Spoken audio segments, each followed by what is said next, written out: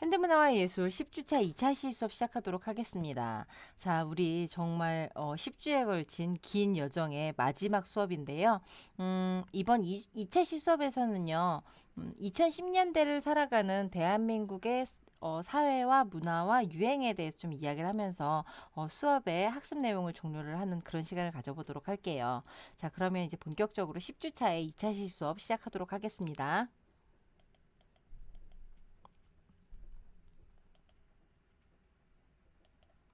자, 10주차 2차 시의 구성 내용은요. 먼저 들어가는 말로 우리 학습하게 될 내용에 대한 개괄적인 내용 살펴보고요.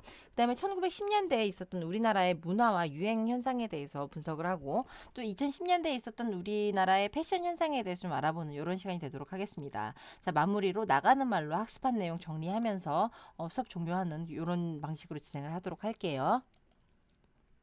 자, 교과목 들어가기 교과목 개요로 살펴보면은요.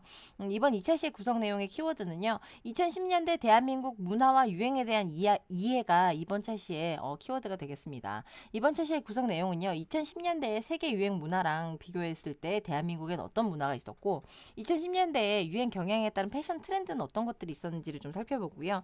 이번 차시를 통해서는요. 2010년대에 대한민국 문화가 형성된 배경에 대해서 알아보고 그다음에 대한민국의 유행과 패션 트렌드에 대한 학습이 이번 차시를 통한 목표라고 할 수 있겠습니다. 자, 전 시간에 학습했던 내용 간략하게 짚어보고 넘어가도록 할게요. 2010년대에는요, 테러랑 사회적 혐오 정서, 그 다음에 바이러스의 세계적 유행까지 아주 다양한 문제가 발생을 하였었죠.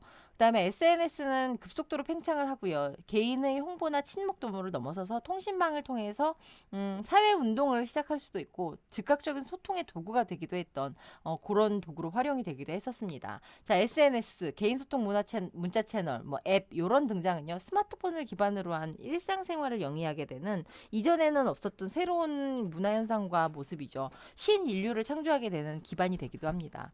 어쨌든 여러 시대의 패션들이 번갈아 빠르게 유행하면서 새로운 레트로, 즉 뉴트로의 시대가 열리기도 했고요. 이런 분야에 있어서는 SPA 브랜드가 선도하는 유행 경향에 영향을 받은 것도 무척 커요.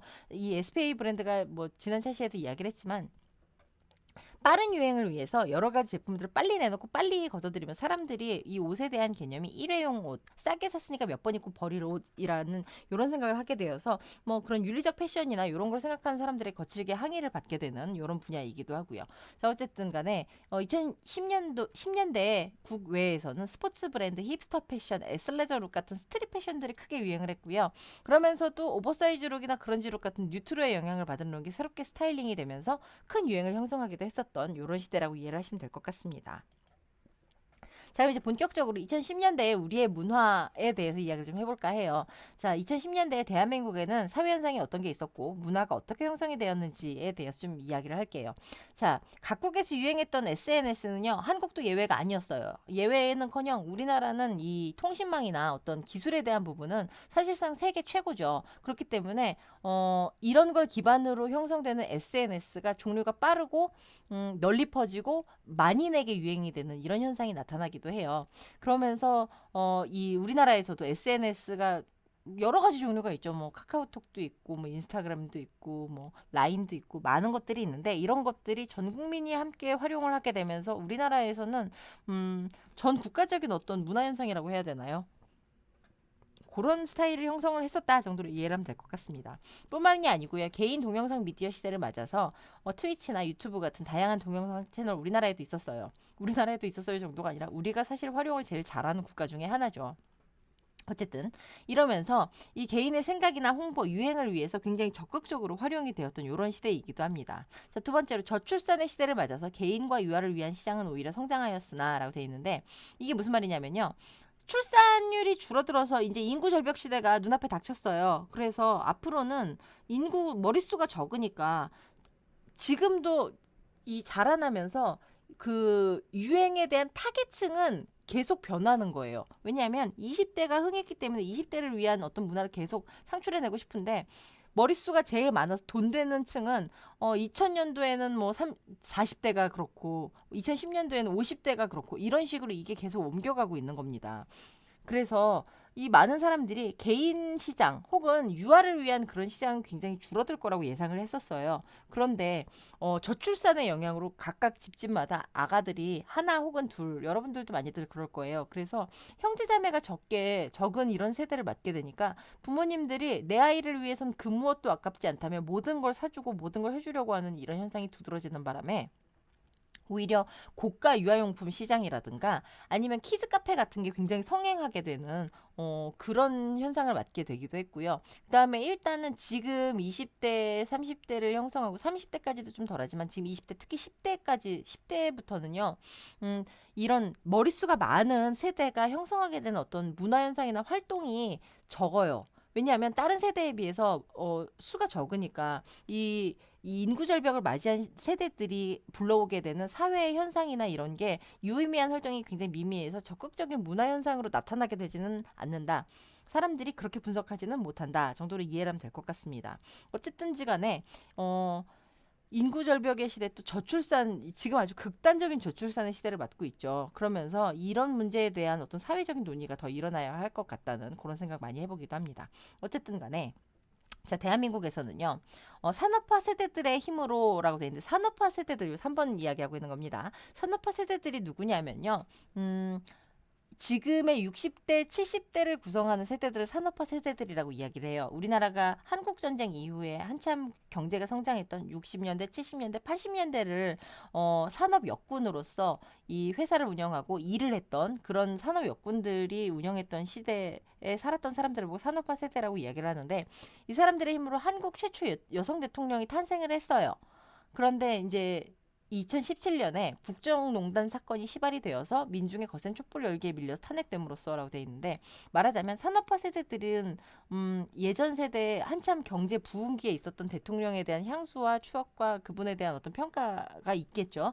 그러면서 그 집안 사람이니 역시나 또 같은 사상과 같은 생각을 가지고 굉장히 잘하지 않을까라는 이분들의 노력으로 한국 최초의 여성 대통령이 탄생을 하긴 했죠.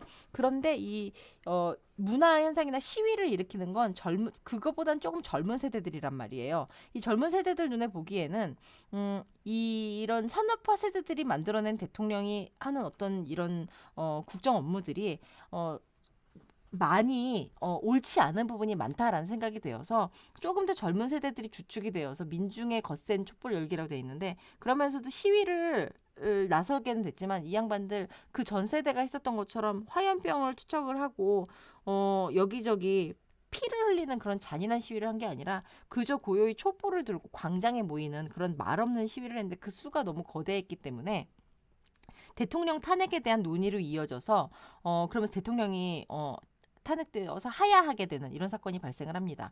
자, 근데 어쨌든 간에 이 시기에 있었던 이 사건에 대해서요, 전 세계적으로 정권 교체를 위해서 시위대가 나타났는데 이 시위대가 그런 최루탄이나 화염병이나 아니면은 뭐 그런 강목이나 이런 피를 보는 그런 시위가 아니라 그저 촛불만 들고 고요히 가만히 서 있는 이런 민주적인 조용한 시위로 정권에 대한 교체를 이루어냈다며 전 세계적으로 놀라운 일이라며 어메이징 하다면서 그렇게 뉴스 보도에 일면을 장식하게 되는 그런 사태가 좀 벌어지게 되기도 하죠. 자, 어쨌든 간에 이런 일을 거치면서 한국에서는 민주적 시위와 정권 교체가 무사히 이루어졌던 그런 시기이기도 했고요.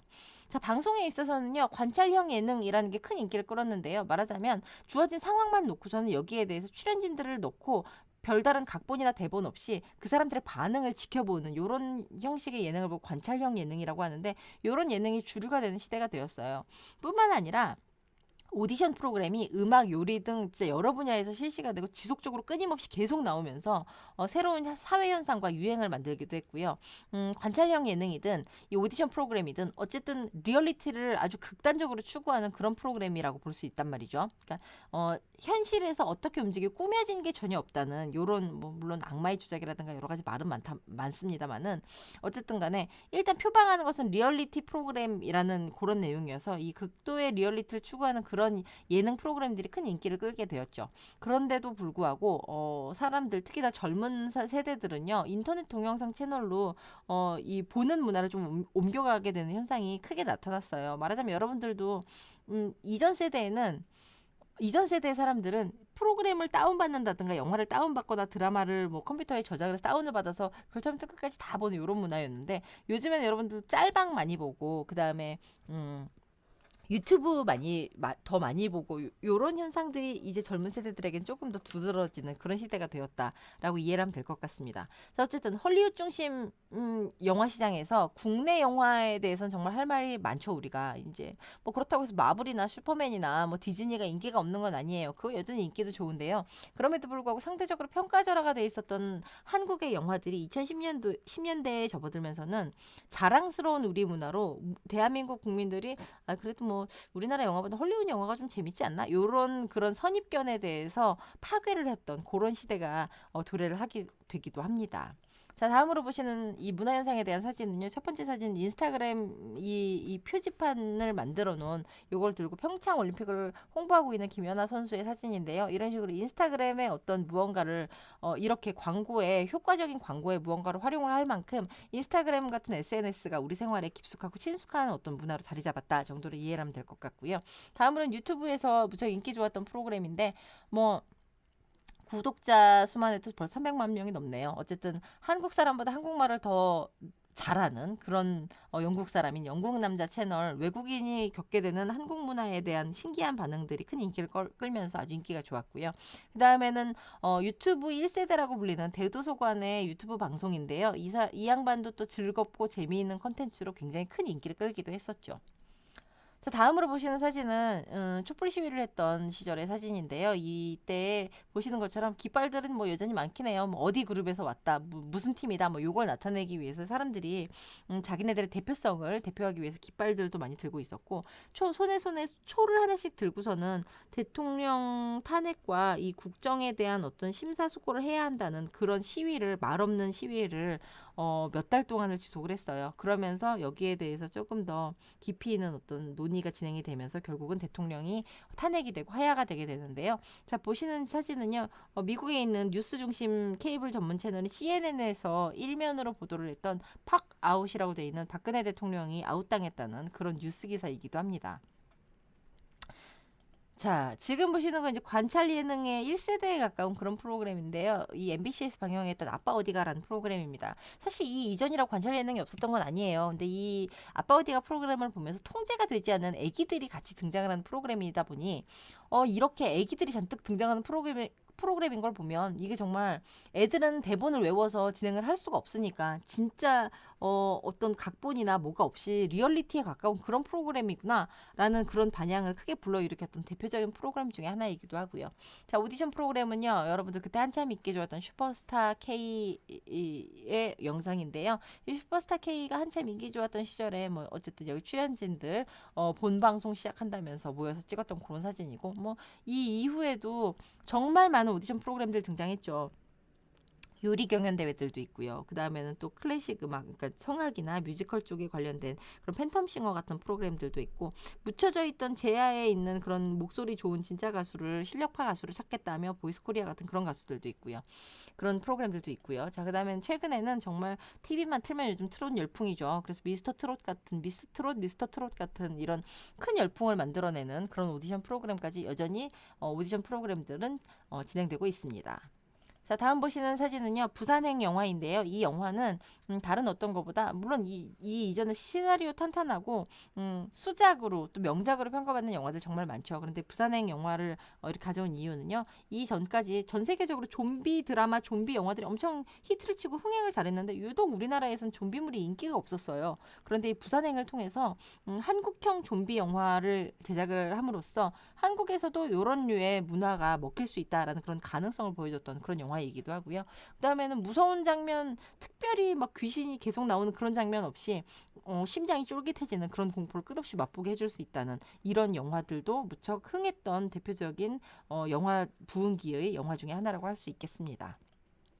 자, 다음은 이제 우리 한류 열풍에 대해서 좀 얘기를 해볼까 봐요. 이 한류 열풍은요, 2000년대 드라마로 시작했던 한류는이라고 돼 있는데요.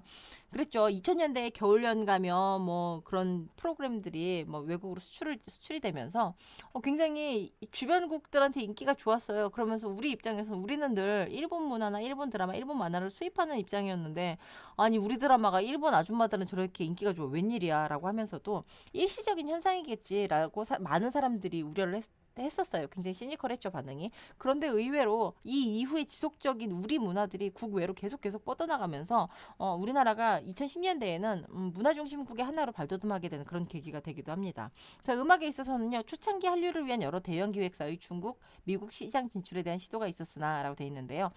기억하시는지 모르겠는데 2000년대 초반부쯤 해가지고서는 한류를 위해서 뭐 H.O.T가 중국 진출을 위해서 공연을 한다든가 그런 테크노 예전사라고 불리는 이정현이 중국 시장을 석권했다든가 뭐 이런 기사는 베이비복스가 중국에서 엄청난 인기를 끌었다든가 한국에 있었던 글쎄 요즘 약간 시들해진 그런 가수들이 중국에 가가지고선 좀 인기 있었던 거 아니야? 라고 이렇게 시니컬한 반응을 불러일으켰던 그런 한국의 대중가요가 2010년대 이제 후반쯤 2010년대에 가깝게 접어들면서 뭐 이제 SM에서는 SM 타운이라는 걸 만들어 가지고서는 슈퍼주니어나 아니면은 여러 그 동방신기나 이런 가수들을 포함을 해서 이 나라 저 나라에서 공연들을 굉장히 많이 하면서 특히 슈퍼주니어 같은 경우는 남미 쪽이나 아니면 중국 쪽에 팬덤이 엄청났다고 하긴 하는데 뭐 우리가 그걸 굉장히 체감하기는 쉽지 않았던 그런 시기이기도 했고요. 뿐만 아니고 이 시기에 JYP도 이제 외국 시장을 석권을 하겠다며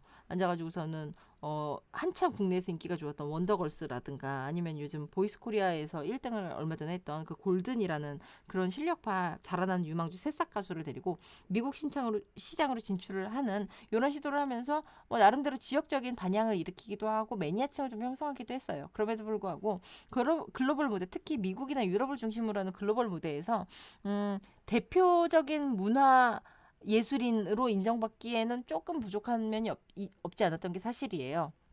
그런데 2012년에 싸이의 강남스타일이라는 노래가 전 세계를 대표를 하게 됩니다. 약간 황당하게도 이거는 해외 진출을 염두에 두고 만든 노래나 뮤직비디오가 아니었는데 노래 자체보다는 이 코믹한 뮤직비디오랑 이 B급 정서가 전 세계의 젊은 층한테 크게 먹혔던 그런 황당한 그런 사례라고 볼 수가 있겠어요. 뭐 우리 입장에서도 아니 싸이도 흥겹고 싸이 음악도 좋아하긴 하지만 강남스타일이 이렇게까지 전 세계적으로 이 난리가 날 만한 이런 노래였었어? 라는 이런 약간 당황스러운 반응을 국내의 시니컬한 반응을 뒤로 하고 당당하게도 싸이의 강남스타일은 빌보드 차트 2위까지 오르는 그런 기염을 토하면서 의외로 또 이 싸이 오빠가 또 유학파셔가지고 영어가 되시는 바람에 미국에 있었던 오만 TV쇼에도 다 출연하고 사람들을 웃겨주면서 의외의 신드롬을 나타내는 구성을 했던 그런 기현상을 발휘하기도 했어요. 그러면서도 이 우리나라에서의 분위기는 뭐 싸이가 원체 이 뮤직비디오 보면 이게 너무 재밌어서 웃겨서 잠깐 유행이겠지 정도로 생각을 하고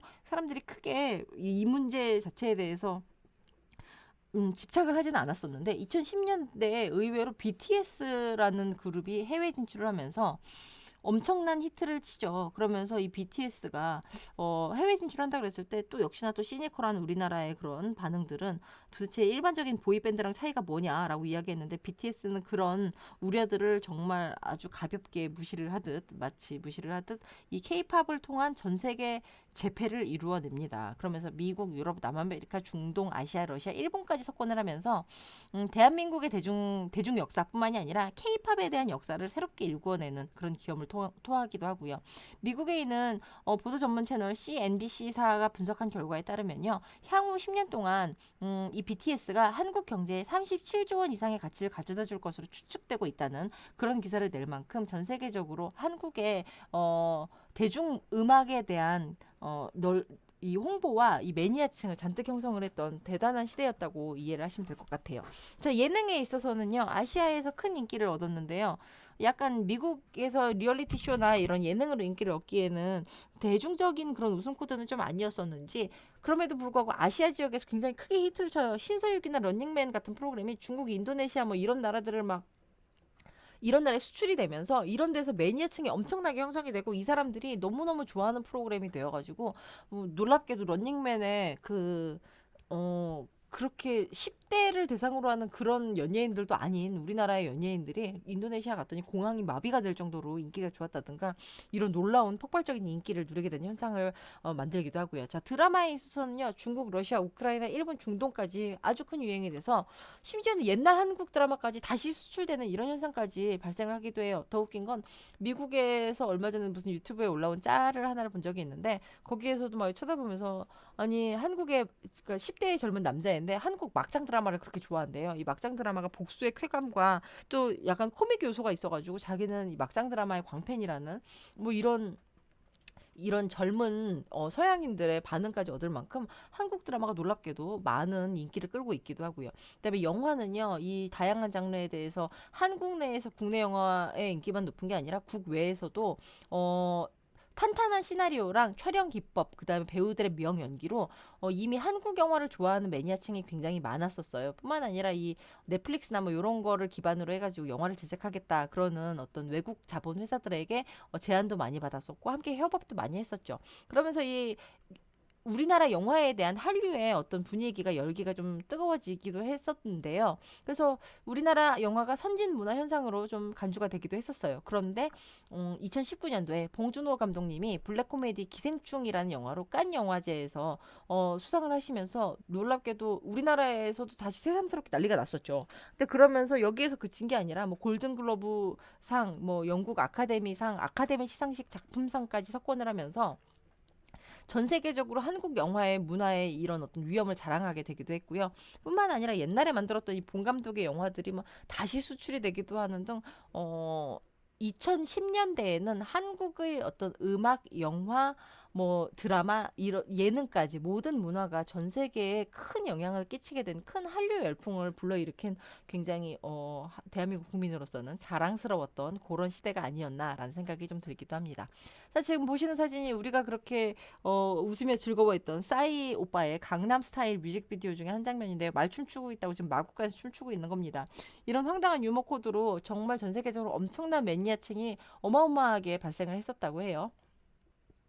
자, 그다음에 보시는 사진은 전 세계를 석권한 우리의 아이돌 BTS 사진이고요. 자, BTS가 발표한 어떤 뮤직비디오의 장면들이기도 하고요. 이런 장면들이 노래를 하나 발표를 할 때마다 유럽이나 미주 국가 그리고 남미, 중동에 있는 모든 국가들에서 신문이나 뭐 이런데 일면에 보도가 되는 BTS가 새 노래를 발표를 했다더라. 뭐 이러면서 정말 난리가 되는 이런 시기를 맞기도 했습니다. 자, 중국으로 수출이 돼서 큰 인기를 끌었던 신서유기인데요. 이 신서유기 특히나 이 원숭이와 돼지와 뭐 이런 그 원래 서유기의 어떤 그 스토리를 한국 예능에서 정말 그걸 연상하게 하는 연예인들을 기용을 해가지고 우리의 그런 우리나라의 그 원래 있었던 옛날 이야기를 가지고 한국에서 예능으로 웃기게 탈바꿈시켰다라고 해서 정말 인기가 대단했었다고 해요. 중국에서.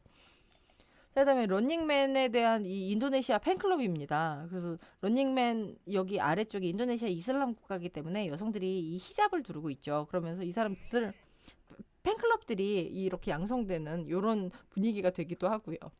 자, 그다음에 우리나라 수출돼서 크게 히트를 쳤던 우리나라의 드라마들인데요. 뭐 해를 품은 달이라든가 그다음에 도깨비 같은 드라마도 웰메이드 드라마로 엄청나게 인기를 끌기도 했죠.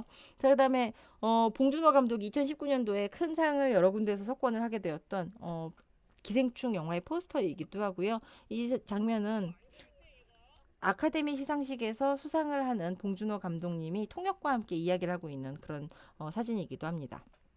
자, 2010년대 대한민국의 유행과 패션은 어떤 것들이 있었는지 유행 경향에 대해서 좀 살펴보도록 할게요. 2010년대 이후에 형성된 여가나 어떤 조깅 같은 경향은요, 한국에도 이 애슬레저 패션을 도래하게 해요. 특히 대중문화 예술가들이 레깅스 패션이나 트레이닝복 패션은 일상생활 속에 레저 패션을 크게 하기도 했었어요. 우리나라에 정말 이 에슬레저로 유행시킨 분들 굉장히 많죠. 공항 패션으로도 많이 등장했고요. 그다음에 시구, 이 야구장에서 공을 이 시즌을 개막하는 시구를 할 때 입고 나왔던 그런 패션으로도 크게 각광을 받기도 했고요. 그다음에 이 레깅스만 입고 활동하는 게 너무너무 예뻐서 이름을 따서 진짜 좀 비속어지만 손나 예쁘다라는 그런 신조어까지 나왔던 에이핑크의 손나은의 레깅스 패션까지 해가지고 에슬레저 패션은 시작이 되면서 지금까지도 지속되고 있는 유행의 큰 경향이라고 볼 수 있을 것 같습니다. 자, 다음으로 뉴트로의 영향으로 90년대에 유행했던 초커, 목에 두르는 초커가 다시 부활을 하는데요. 90년대는 조금 센 초커가 유행을 했는데 2010년대에는 뭐 레이스, 가죽, 체인 같이 다양한 형태의 밴드로 목 밴드로 확장이 좀 됐고요. 또 다른 뉴트로 현상에 있어서는요. 엄마 청바지, 맘스진이라고 부르는 이 배 있는 데를 다 덮는 미디가 긴 옛날 스타일의 청바지가 부활을 하기도 했던 이런 시절이라고 이해를 하면 될 것 같습니다. 그래서 놈코어도 크게 유행을 했어요. 자, 이 놈코어가 뭐냐면요. 패션에 굉장히 사치스럽고 전형적인 어떤 타이피컬한 룩에 대해서 반발을 하고 나는 그걸 따르고 싶지 않다. 나는 되게 미니멀하게 패션을 즐기고 일상생활의 또 다른 가치들이 훨씬 중요하다라고 이야기를 하는 사람들이 추구하는 패션 룩 스타일인데요. 우리나라에서도 이 놈코어가 크게 유행을 해서 박스형 스웨터라든가 스트레이트 청바지, 뭐 운동화, 뭐 혹은 버켄스탁 샌들 같이 이런 것들을 통해서 요거는 꾸민 듯 안 꾸민 듯이라고 얘기하는 꾸안꾸보다는 조금 더 다른 차원인 것 같아요. 정말 안꾸인데 그럼에도 불구하고 그게 너무 멋스러운 그 자체가 되는 이런 유행 현상이라고 이해를 하면 조금 더 이해가 빠르지 않을까 싶습니다. 자, 마지막으로 90년대에는 최근 몇 년간의 90년대 현상이 등장을 했는데요. 최근 몇 년간 복고 현상으로 새로운 패션을 창출하는 그런 룩으로 뉴트로가 다시 등장했다고 했었죠. 특히 90년대 패션을 풍미를 했었던 이 타이트한 상의랑 뭐 풍성한 바지 뭐 이런 거, 그다음에 과한 액세서리랑 화장 뭐 이런 것들이 다시 유행을 하고 있고요. 그다음에 복고 드라마들 정말 많이 나왔었죠. 뭐 응답하라 시리즈들도 많았었고요. 그러면서 청청 패션 같이 과거의 어떤 룩에서 새로운 유행을 만들어내는 그런 유행 경향을 보이는 등 이 패션은 옛날에 있었던 그것들 또 수많았던 현상들이 다시 돌고 도는 유행 경향을 만드는 이런 현상을 보이고 있기도 합니다. 자, 이거는 패션 브랜드의 광고 사진이에요. 그래서 이 에슬레저 룩에 대해서 조금 더 뭐 내가 동네에서 내 스타일로 운동하는데 좀 더 편안하게 옷 입으면 어때? 라는 이런 컨셉으로 이 편안하게 이 탱크탑과 그 다음에 레깅스만 입고선 조깅을 하는 여성의 사진을 광고 사진으로 내세웠던 사진이고요. 이건 이 에이핑크의 손나은 양이 이 레깅스를 입고 나와서 너무너무 예쁘고 세련된 그런 룩을 형성하는 그런 사진 기사 중에 발췌를 해온 사진이기도 합니다. 자, 90년대에 나타났었던 그 초커는요. 이 사진은요. 영화 90년대에 있었던 영화 레옹에 나왔던 마틸다라고 굉장히 유명하죠. 그 배우가 목에 초커를 저렇게 띠를 두르고 나온 패션을 해서 90년대에 크게 유행을 했었던 그런 초커 룩인데요. 그게 2010년대에는요. 이런 식으로 좀 더 자연스러운 초커를 하게 되는 이런 유행 경향으로 발전을 하기도 했고요. 그 다음에 이 엄마 청바지라고 부르는 맘스진이에요. 그래서 미디 길이가 길고 좀 이렇게 통이 넓은 그런 바지들이 다시 유행을 하기도 하고요. 이게 바로 놈코어 룩의 전형이라고 할 수 있는 그런 사진일 것 같아요.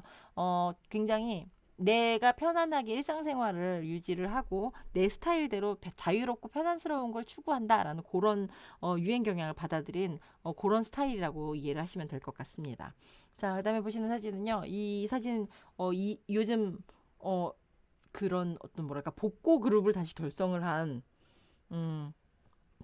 그룹 싹쓰리에서 린다 G로 활동하고 있는 이효리 씨 사진인데요. 이 사진 사실 전 처음에 이 사진 보고선 90년대 이효리 사진 아닌가라고 했는데 화장이며 이 복장이며 실린 기사의 이 연도까지 따져보니까 최근 사진이더라고요.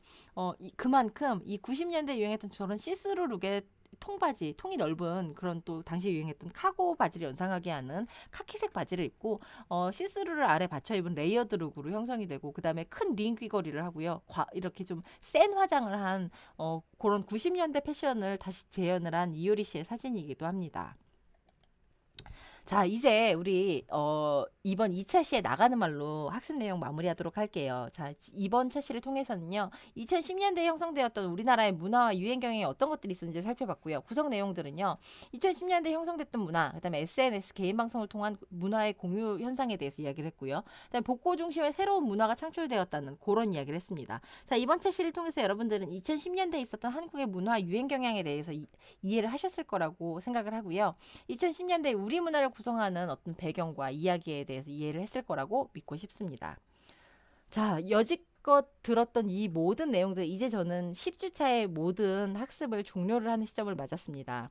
사실은 100년간의 이야기이기 때문에 사회, 문화, 예술, 경제, 그다음에 사회 현상, 그리고 유행 경향까지 모든 걸 다루는 내용이어서 사실은 내용이 굉장히 많았을 거예요. 제가 원했던 것은요, 여러분들이 이 수업을 하면서 밑줄 치고 막 외워야지 하는 이런 학습보다는 편안하게 옛날 이야기를 해주는 걸 들을 수 있는 그런 수업이었으면 하고 저는 개인적으로 바라긴 했습니다. 코로나19 사태 때문에 우리가 시험차 시까지도 얼굴을 못 보는 이런 서운한 게 있긴 했지만요. 어쨌든 저는 여러분들과 함께하는 이 수업을 준비를 하면서 조금이라도 지금 세대를 살아가는 20대들에게 더 많은 걸 전달을 하고 옛 것에 대한 이야기를 하면서 여러분들의 교양의 저변을 넓히고자 했던 게 그렇게 노력을 많이 했었던 수업이었는데 여러분들은 많이 즐거우셨는지 모르겠습니다. 자, 어쨌든 10주간의 수업을 종료를 하고요. 여기까지 함께 하시느라고 고생 많이 하셨습니다. 3차 시 수업은